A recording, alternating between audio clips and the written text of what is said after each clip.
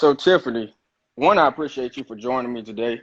Of And course. two, what would be some things about yourself that we do not know, or haven't been able to see? As far as like my lifestyle or like on the court. I guess your lifestyle, maybe some hobbies, just anything like that. Uh, I don't know. I'm pretty.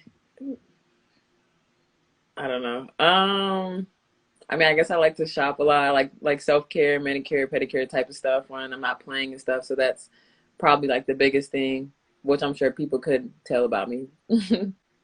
Right. Okay. So we'll go ahead and get started. Uh, how was it growing up in Charlotte? Would be my first question. It was great. I was born and raised there. I went to probably 4 or 5 different elementary schools, and then I went to my Providence Day from 7th to 12th grade. So I was there for about 5, 6 years. But I had a great lifestyle in Charlotte. It was just my mom, my brother, and I. Who my mom raised us by herself. So with that, I still lived a pretty decent life growing up in Charlotte. Absolutely. I come from a single parent home too. Mom's always a real MVP. Absolutely. So we next talk about what age did you start playing basketball, the game that you love? So I started playing probably when I was around 7 or 8. And I started playing on an all boys team with my brother. So I didn't start playing against girls probably until I was 10 years old. Okay, so 7 years old. So would you say that playing with boys originally led to you being able to become the player you were? I would think that would be an advantage.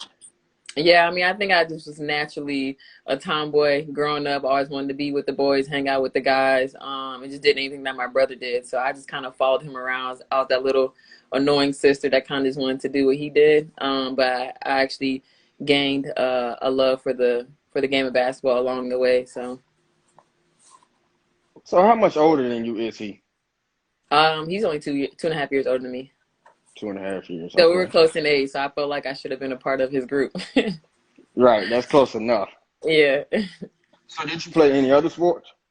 I ran track for a little bit in high school, middle school, and high school. But that was the only sport that I took seriously other than basketball. Okay. Track, what events did you take place in? I ran a 400, and I was a high jumper and a long jumper. Okay. I could definitely see the long jumping with your. I'm sure that your build was similar then as it is now. You look like It you actually fit. wasn't. I Okay. had to come into this form and body type just from playing and eating, having injuries, going through that, and learning more about my body. So my body kind of went been all over the place. Right. So I wanted to say this before I keep going. If you have a question, save it until the end. I'll go ahead and ask this one because it's on topic. Somebody said, "What was your best results in the 400s?" Oh man, so long ago. Literally, I haven't ran a 400 in since I was like in 10th grade, so I can't even Okay. tell you. Right. So we talk about the WNBA. You are young enough to where the WNBA was in effect. Who were some of your favorite players growing up? I mean, of course, my college coach, Dawn Staley, was at the top of my list just because she played for the Charlotte Sting. So I was introduced to the WNBA early as a kid, and knowing that there was a another level to basketball if that's something that I wanted to do with my profession. So she was definitely probably one of my top players when I was younger. But of course, Lisa Leslie, Cheryl Swoops, everybody. There's so many pioneers of the game that I looked up to, but Coach Daly, just because she was right in front of me, just what came to mind first. Absolutely. We're going to get more in depth on Coach Staley as we talk about college. So we now talk about your decision to attend South Carolina. What was that decision like, and why? I'm not why, but what other offers did you have? So I was recruited at an early age, probably since I was 13, 14 years old. I remember getting my first offer was from Radford. I think that's in North Carolina. So it was like a mid-major, but I've been had the recruiting process for a long time to the point where it became a little overwhelming for me just because, you're 16, 17 years old, about to make one of the biggest decisions in your life, honestly, shapes the next 4 years of your life. So pretty much all of the ACC, the SEC, I had offers from a couple schools on the West Coast, but I decided to stay closer to home. So the decision to stay close to home, I can understand that. For myself, not even being an athlete in college, definitely wanted to stay close to my mom as well. So I get that. Yeah, So we're talking college, and we know that a rule has now been changed where athletes can get paid for their name and image. How do you feel about that rule change? And do you think? Well, I'm sure you believe that you would have made yourself a good penny in your time. absolutely. Yeah, I mean, especially being in South Carolina and being one of the top schools and one of the top players on that team, I definitely could have capitalized off of my image and likeness and being paid for that. But I think that just shows the progress, of the NCAA as far as, without the athletes, there's no NCAA anyway. So it just goes along the lines as if they should get paid too. So I think that's really good for them. I wish we had that when I was playing, but at least there's growth in the game. Yeah, I agree. It's long overdue. Uh, Institutions making a lot of money off of these athletes, and them not being Hmm. able to capitalize off themselves was wrong. Yeah. So we now talk about Coach Dawn Staley. You talked about how she was your favorite or one of your favorite players growing up, somebody you really looked up to. Talk to us about the coach. What was she like? Um, and maybe give your favorite experience or moment under her. I mean, she was great. I can go on and on. She's like a second mom to me. She's very personable. I had to change my mindset as far as a fan and then a coach. When she's like my coach, I was still kind of in my fangirl mode when I got to South Carolina my freshman year. So I didn't really say a lot, and I was just nervous all the time. But she, like I said, she's really personable. She's a player's coach. She's down to earth. I mean, of course, she's a coach, so she's going to get on you. So you need to have, some tough skin, but I knew she saw me more as a person than a basketball player, so it made me trust her even more. And I think that goes a long way in player and coach relationships is that trust aspect. So knowing that even if I had a bad game one day, she still trusted me enough to still, take those same shots the next game. So for me, that goes a long way. The trust, the loyalty aspect that she did. When I was in high school, I actually tore my ACL and a lot of schools kind of dropped off when they were recruiting me, and South Carolina was one of the ones that stayed around. So I mean, I noticed that South Carolina wasn't as big as it was or as it is now. Um, so that really wasn't even one of my top options to go to South Carolina because I was like, I wanted to play for a team that was already winning. But she told me to trust her, and then, like I said, the loyalty aspect of her staying around even after one of my a big injury, which you didn't know how I was going to come back from. It went a long way with me. So I can go on and on about Coach Staley because she's impacted my life in so many ways. It helped me grow as a person and a player. I still talk to her today, and she's just been helping me along my WNBA journey as well. Absolutely. So you talked about them staying around. I'm sure that made you, like you said, really want to go ahead and go to South Carolina because a lot of teams pulled out. What was your recovery process? What were some of the things that you had to do, and how long was your timetable for getting back to 100%? Oh yeah, I've experienced that injury when I was young. A lot of 14, 15-year-olds are not really tearing the ACL. It's kind of an older injury once you start being a professional. So it was really uncommon at my age that I tore my ACL. So I was able to kind of bounce back pretty fast. I was rehab. I stayed in the rehab place. They had to tell me to leave a couple times 'cause I just wanted to get back on the court so much. When you're that young and basketball kind of consumes your life for that much of your life, you don't, when it's taken away from you that quick, you don't know what to do. So I just kept my mindset on trying to get back on the court and just try to be back better than I was. So my from start to finish recovery process probably only took me about 6 months until I got back on the court. Wow, 6 months. Yeah, that taught us about your dedication. Um, what were what would you say some of the things that helped you with that? Coming back from it, because getting injured like that, I'm sure that was very devastating for you. Because you didn't know that some of these schools would stay around and end up giving you an opportunity. So I'm sure you felt like, man, this could be uh altering my future. So what allows Absolutely. you to stay on pace and stay positive throughout that?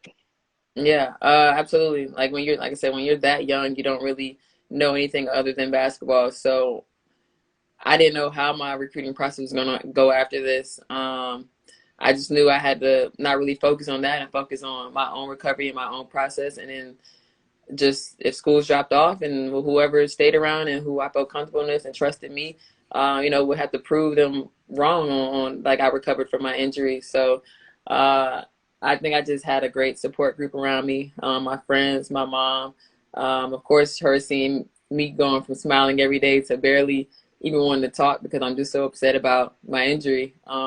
She definitely made me keep a level head and telling me like, it's not the end of the world. Of course, I think it's the end of the world, but just my support group that I had when I was younger definitely kept me going.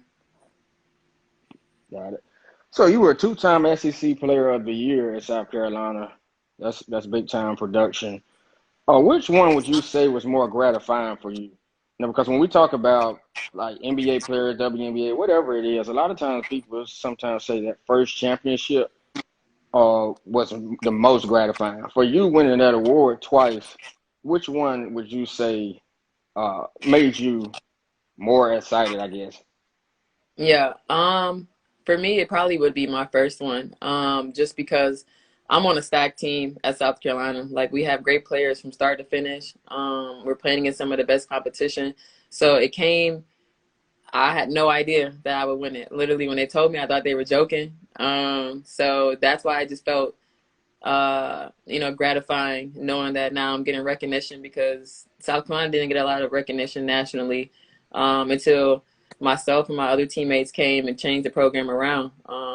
We were some of the foundational pieces to why South Carolina is as good as they are now. We brought the people in, we did the work, and now, they're just skying high right now. But Coach Staley, we went through a lot of downs, and once you finally receive that, the ups and the gratification and success, it feels good, and that makes you push you harder to want another one, which is probably why I got the second one. Right. Okay. So you were the number 9 pick in the 2016 WNBA draft. That's that's big time. So first, I wanted you to talk to us about what that week was leading up to the draft. Some of your emotions, maybe some of your day-to-day routine. Talk to us about that. So this was my senior year. So I actually had broken my foot going into my senior year, so in college. So my senior was up and down.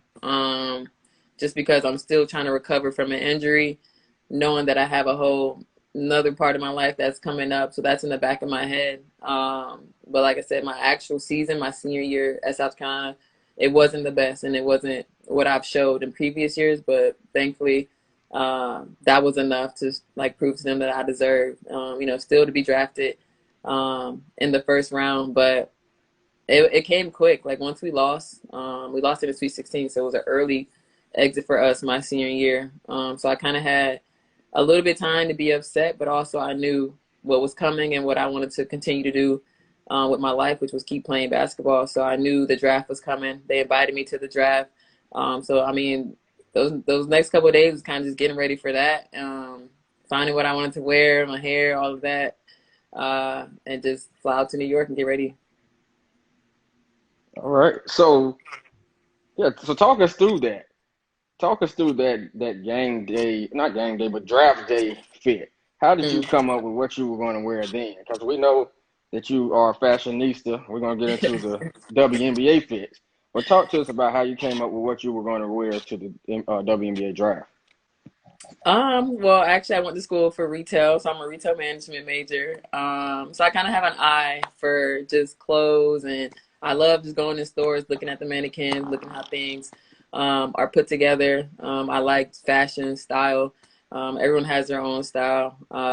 But my actual game, I think, or draft day, it was pretty simple, but made a statement. So I had, like my long, black loose fitted dress, had a little gold in it. And I remember like I like shoes a lot too, so I went with the Louboutin heels with the spikes on them. So I felt like that was a good kind of set off to like a kind of basic black dress. My shoes kind of made up for my dress. So that's kind of what. But the whole day they try to just occupy your mind, so you're not really thinking about the draft. But you can't wait till 7 o'clock. Like it's like you wake up at 7 a.m. You gotta wait all the way to 7 p.m. to finally hear your name called. But that's what kind of went into my draft day outfit. Gotcha. So you feel as if the shoes is the most important part of the fit. Not always. So you always got to have some type of balance, I think. So if you have some crazy stuff going on with the shirt or the shorts, then I mean you could, like I said, everybody's style is different, but mine personally, it's like I feel like I should have one type of piece on something that kind of sets everything off. Everything doesn't have to be, at 100. You can have a piece here that's like 25, yeah, 50, and then you got your 99. Right. Okay. So we'll talk a little bit more about your style as we get further. Walk us through your most memorable game in the WNBA. uh Most memorable game, I would say probably my rookie year. I think I came into a vet heavy team. So everybody on this team when I was drafted probably was in the league already for 4 or 5 years. So I'm the youngest already by 5 years. Just trying to find my way. Unfortunately, but fortunately for my part, there was injuries early on that kind of just pushed me up into the rotation, and I ended up starting one of the games. And since then, I think I had like 20 points at my first start, and that kind of just stuck with me and kind of made me feel like, like I belonged in the league. I wasn't still trying to shake off the nerves of being a rookie and then put into a start lineup when you're used to just kind of watching and figuring it out. And now they're asking me to be productive right away. And I guess I answered the call and I had one of my best games. Absolutely. So 20 points in your first game. Did you feel the pressure to go out and just, have that 20 or 30 points? I guess what my question would be is when did you know that okay, I'm getting ready to drop, 15 to 20 points? Or did you ever know in that game? No, I mean, I kind of just let the game come to me. I guess they were worried about other players on the court, so I was just, when my time was able to shoot, then I just was ready to knock down my shot. So just, staying prepared, being ready, staying ready, so you don't have to get ready when your number is called. Because I had no idea I was being thrown to the start lineup, but thankfully, I am one of the players that work without you having to tell me to work. So I was prepared when my number was called. Intangibles. They always need players that aren't worried about the 15 or 20 points, willing to do the dirty work. One of the main guys like that in the NBA, I would say, is PJ Tucker. Hmm. And so, absolutely. So now we talk your game day routine. I've interviewed multiple players that say, some say they have to do the same thing. They have to get that same nap in at a certain time. For you, what does your game day routine look like? I'm kind of the same. So I'll wake up, walk my dog before shoot around. Go to shoot around. I usually always eat breakfast after every shoot around I've ever played. I have to eat breakfast, no matter if I eat uh like some type of pasta or something later. But breakfast has to be eaten on a game day. Then I'll come back, take a nap, wake up, probably walk my dog again before I have to head to the game. Um, Pick out what I'm going to wear. Probably pick out what I'm going to wear before I take my nap, and so I have everything ready, so I'm not really rushing before the game. And then, yeah, I mean, it's pretty simple. Eat, sleep, walk my dog, get ready for the game. Right. Okay. So it is a routine. Yes, I'm Uh, very routine based with a lot of stuff in my life. okay. So we get a little bit more into depth with the outfits. As you know, I recently created the WNBA Fits page. We have an IG and a Twitter, and we've had a couple of outfits. Like one of yours ended up getting 250 something likes, I believe. So they were on that one. for sure. What what would you say was your favorite outfit you've worn so far this year? Man, I don't know because I feel like all of my fits been real solid this season, so I'm taking any one of them. I probably like three that I just didn't feel like getting dressed up for, but majority of them I feel like are pretty statement based. Right. Okay. So again, make sure y'all follow those pages and stay updated with us, and you'll see some more Tiffany as we get ready to restart the season. We've been missing the WNBA, but we have about 2 more weeks, or less than 2 weeks, and WNBA will be back. I have one more question that I'm going to ask her, and then we will allow for a few questions from the viewers. So drop your question in the comments now if you have one. My last question would be, what advice would you give to a young athlete, whether it's a young lady or a male that's trying to just play professionally? What would be your advice for them? Um, to just kind of know the process. Everybody's process is different. You can't really base your process off of somebody or this person got more offers than you. I think everybody has their own route to being successful. So I would say just kind of hone in on the outside stuff, outside of basketball, especially in school. I think that going underestimated as far as what you need to be successful later on, because I feel like they go hand in hand when somebody's recruiting you to be a student athlete. The student definitely is a part of that statement. But and also with the basketball and on the court, just know that once you are drafted or you start playing professionally, like that's when the actual real work starts. So it's not like, okay, I can breathe because I finally made it. It's now you gotta stay in that role. You gotta stay at the top. Yeah, absolutely. There's so many people wanting to be in your spot. I mean, WNBA is so limited. I saw one question Mm-hmm. about expansion. I'm personally a Mm-hmm. person that believes that expansion needs to happen. It's a lot of very good players that's not on the roster.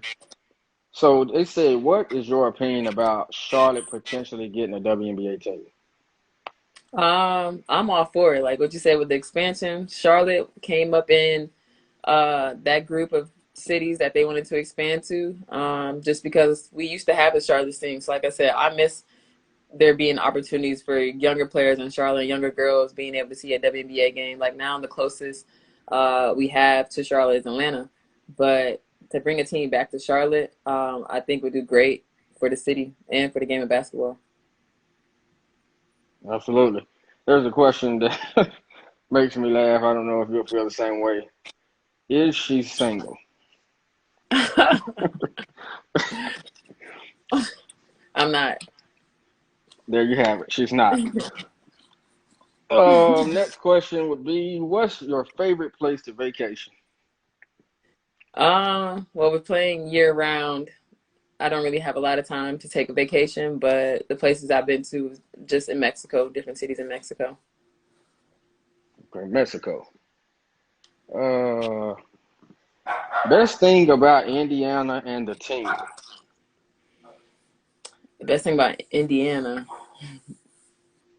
um, well, coming from the South and Charlotte and the city and stuff, it's a little different, a little slower, not a whole lot to do, as far as it would be like in Charlotte or in other places, but I think we kind of match that by hanging out with each other. That's one thing about our teams that we all get along. So I mean, at least we'll go out, um, to eat and stuff, top off, things like that. So just trying to figure out things to do and hang out with each other is probably the best part.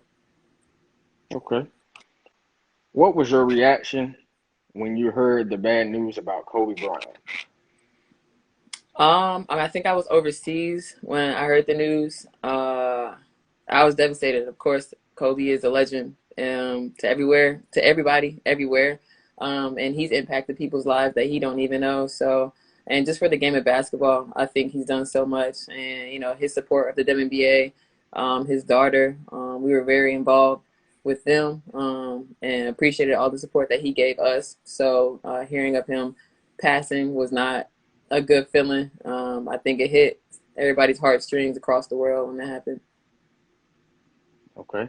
So I see one toughest matchup in the WNBA. Hmm.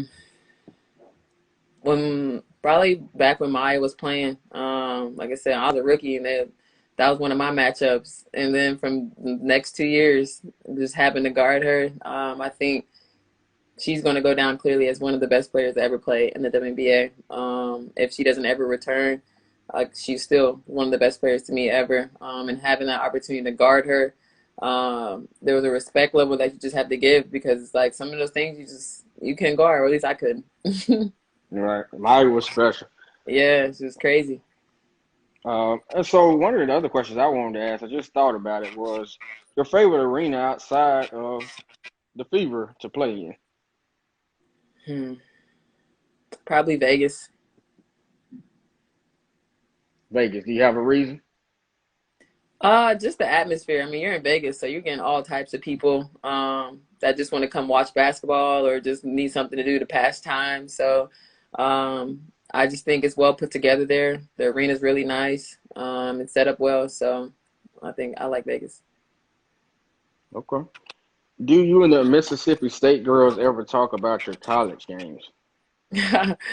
Tierra and Tori, yeah, we always joke with each other about games in college. But I mean, it's all love now that we're on the same team. But those conversations definitely come up. Absolutely. So we have a couple more, and I'm going to let you get back to your day. How do you feel about the WNBA getting more recognition this year? I just think we're moving in the right direction. Slow progress is better than no progress, so I'm just gonna take that. I still feel like we're kind of levels behind other sports, but we're ahead of where we were. So I mean, that's all you can really ask for right now, and just to hopefully, we're not having this conversation 20, 30 years from now. I agree. So on that same question, what are some ways you think maybe the NBA, the players in the NBA, and even I guess people with money could help you all continue to get more viewership and more support? I guess I would just say invest in the players. Take your chance on, being that different company that invests into a WNBA player, even though we don't have as much recognition or some of these NBA players, doesn't mean we're not going to help, build your company as well. So I guess just kind of taking that chance on us and helping us build and, helping each other. I agree with that. I think y'all deserve to get more sponsorships. I'd like to see you in more commercials and maybe even partnerships with some of the NBA players. It would be a dope dynamic. Hmm. Are you well, how are you consistently working on your game? How are you working on your game like right now in this time off? I've seen some Um, videos. I guess they haven't, but Yeah, I mean, it's a constant grind for me. In the weight room, on the court, just working on things that I felt like I didn't do as great the first half of the season, and trying to just get better at that the second half of the season, and then build on the things that I did well. So those aren't lacking either when I come back. So just kind of overall working on my complete game. all right. And last question. What can Fever fans look forward to this second half of the season? I think we ended the break or going into the break pretty well. We had that 3-game winning streak, and we started off really rough. So I think that just gave us momentum going into the second half of the season, that we know we're capable of still competing in this league, even though, like I said, we didn't start the season that great. I feel like a lot of teams are now going to underestimate us because we were that team that just wasn't getting it done in the beginning. So I think we're finally clicking. We're finally learning how to play with each other, and play as a team. And I think we're going to shock a lot of people the second half of the season. There you have it, you all. Uh, Tiffany Mitchell, Indiana Fever shooting guard. We appreciate her for taking the time to speak with us today. Make sure to follow her on social media, Instagram. You have her account right here. And follow her on Twitter. Again, make sure to follow us right here, Timeout Sports, and follow the WNBA Fits page that we have on Twitter and Instagram. Again, Tiffany, I appreciate you for your time. And the last thing that I would say is I'm doing a back to school drive.